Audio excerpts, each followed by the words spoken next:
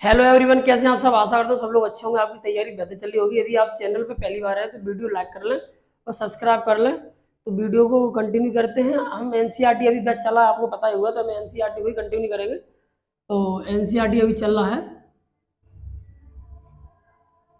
Topic कौन सा चल रहा है आपको पता ही होगा, तो मैं आपको बता दूँ। राज्य शासन कैसे काम करता है सामाजिक विज्ञान का आपको पता ही चल रहा है। ये टॉपिक तीसरा है।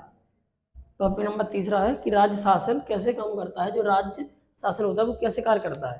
तो हम जानते हैं कि राज्य शासन कई प्रकार से कार्य कर सकता है। इसमें जो अधिकारी होते हैं उनका भी योगदान है, और जो पॉलिटिशियन होते हैं, जिन्हें मंत्री मुख्यमंत्री कह सकते हैं, मंत्री या मुख्यमंत्री कहते हैं, उनका भी योगदान होता है राज्य चलाने में। ठीक है ना। तो हम चलते हैं आगे उसके बारे में, तो देखते हैं कैसे। तो हम जानेंगे कि भारत एक लोकतंत्र देश है। भारत क्या है? भारत एक लोकतंत्र देश है। लोकतंत्र देश है। यहाँ पे जनता का चुनाव जो कह सकते हैं, जो कह सकते हैं मुख्यमंत्री या मंत्रियों का चुनाव होता है, तो जनता उन्हें चुनती है अपने वोट मतदान के हिसाब से। तो जिसका मतदान ज़्यादा पड़ता है वो विधायक या एमएलए कह सकते हैं, मुख्यमंत्री और जो भी पार्षद वगैरह वो कह सकते हैं। और एक बात और, जैसे निचले स्तर पर कह सकते हैं पार्षद होते हैं और सरपंच होते हैं, तो वो बनते हैं। ठीक है ना। तो वो भी प्रतिनिधि होते हैं किसके? जनता के। तो उसके बारे में हम जानते हैं कैसे। देखो, हम आपको बता दें कि भारत एक लोकतंत्र देश तो है ही। उसके बाद क्या होता है, तो हम जानेंगे कि विधायिका होती है। सबसे पहला प्लेटफॉर्म आता है विधायिका का। किसका? विधायिका का। विधायिका क्या होती है? विधानसभा क्या है? विधायिका विधानसभा। विधानसभा का जो सदस्य होते हैं, कौन होते हैं? सदस्य। उन्हें हम क्या कहते हैं? विधायक। क्या कहते हैं? विधायक। विधायक। अब विधायक को चुनाव कौन करता है? कौन करता है? जनता करती है। आप जानते हैं, जैसे हम अपने ग्वालियर विधानसभा में ले लें, तो हमारी ग्वालियर विधानसभा में 4 सीटें हैं। आपको पता ही होगा, पूरा पश्चिम उत्तर दक्षिण। तो जो भी अलग अलग पार्टी के उतरते हैं, कैंडिडेट होते हैं, तो अलग अलग पार्टी उतरते हैं। जैसे आपको पता ही है, कांग्रेस है, और क्या है, बीजेपी है, और भी अदर कुछ निर्दलीय भी होते हैं। वो भी अपना आजमाते हैं कि हम भी यदि विधानसभा में चुनाव लड़े हम भी जीत सकते हैं। तो ये चलता है। उसके बाद क्या होता है, सर विधायक बनते कैसे? तो विधायक जनता का प्रतिनिधि होता है, जनता के द्वारा चुनाव होता है, इसलिए विधायक बनते हैं। सर ये बताइए, विधायक करते क्या है? विधायक का काम क्या होता है? विधायक का काम क्या होता है? विधायक का काम क्या होता है? यदि विधायक दो, आप जानते हैं, जैसे हमारे पास 100 सीटें हैं। 100 सीटें यदि एक राज्य में है, किसमें? एक राज्य में। तो अब जो विधायक बनेंगे कितने बनेंगे? 100 एमएलए बनेंगे। उसके बाद यदि 2 पार्टियां हैं, कांग्रेस और बीजेपी, अब जिसमें जिसके ज़्यादा प्रतिनिधि कह सकते हैं, जिसके ज़्यादा एमएलए होंगे, उनका सत्ताधारी पार्टी होगी, और वो अपना मुख्यमंत्री बनाने के लिए योग्य हो जाती है। अब हमें कितनी चाहिए? 51 सीट चाहिए। किसके लिए? सत्ताधारी या मुख्यमंत्री बनने के लिए। किसके लिए? मुख्यमंत्री बनने के लिए। तो आप जानते हैं 51 सीट जिसकी होंगी वो अपनी सत्ताधारी पार्टी अपना शासन बना लेगा। अब तो हमने, चल ठीक है सर आपने बता दिया, अब एक और बता दो कि शासन बन गया और मुख्यमंत्री भी हमने, अब मुख्यमंत्री बनाएंगे तो मुख्यमंत्री हमने देख लिया कि जिसके 51 विधायक होंगे वो मुख्यमंत्री बन जाएगा। विधायक होंगे वो मुख्यमंत्री बन जाएगा। कोई इसमें पार्टी में से चुन के मुख्यमंत्री बन जाएगा। मुख्यमंत्री बन जाएगा। ठीक है सर, मुख्यमंत्री चुन लिया। अब मुख्यमंत्री क्या कार्य करेगा? मुख्यमंत्री और मंत्री और विधायक जो सदस्य होते हैं किसके?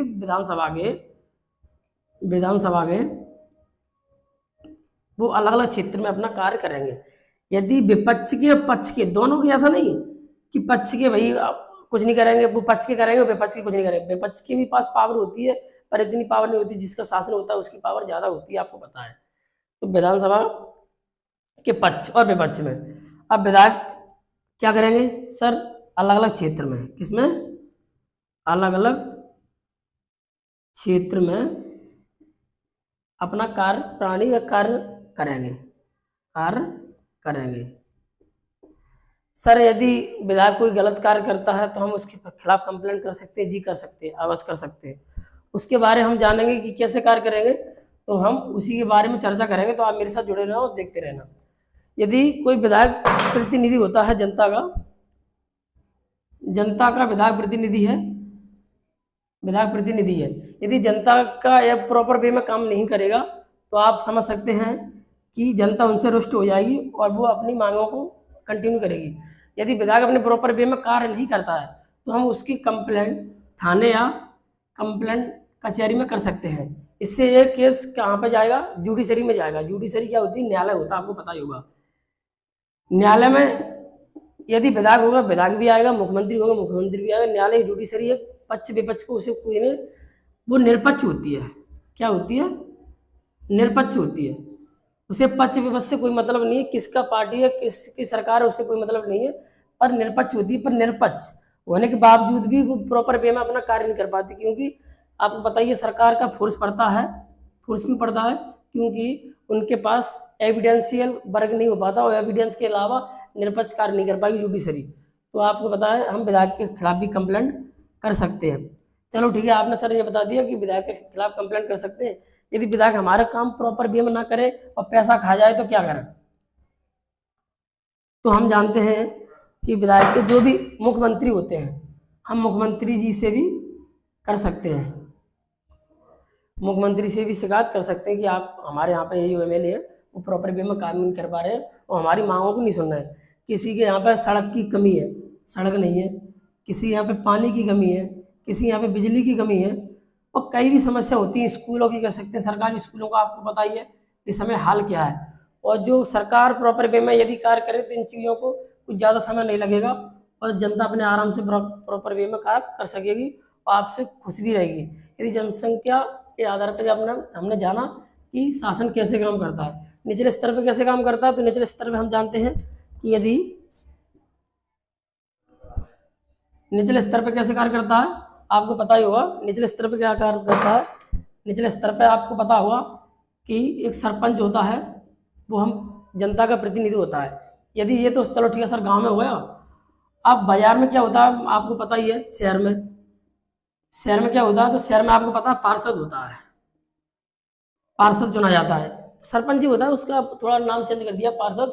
उसके बाद आपको पता है इससे बड़ा कौन जाता है, जनपद। उसके बाद चौथा आपको पता है जिला पंचायत है, जिला